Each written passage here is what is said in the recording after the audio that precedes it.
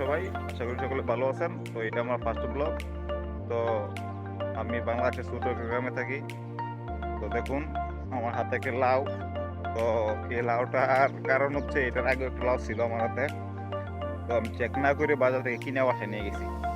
কিনে বাসায় নিয়ে যাওয়ার পর তো আম্মুরা চেক করে বলে যে এই লাউটা ফেরত নিয়ে দিয়া।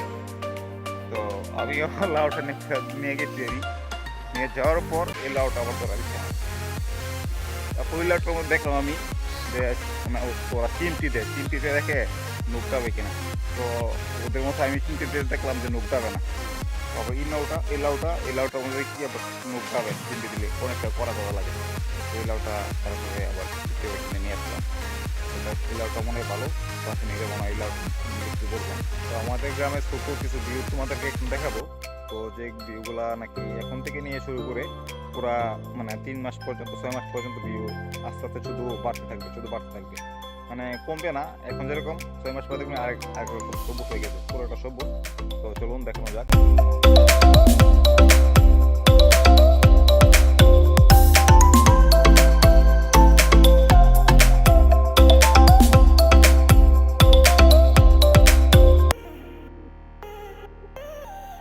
তো গাইস দেখলেনই তো আমাদের গ্রামের ছোট একটা ভিউ। তোমাদেরকে এখন যেটা দেখলাম সিম্পল।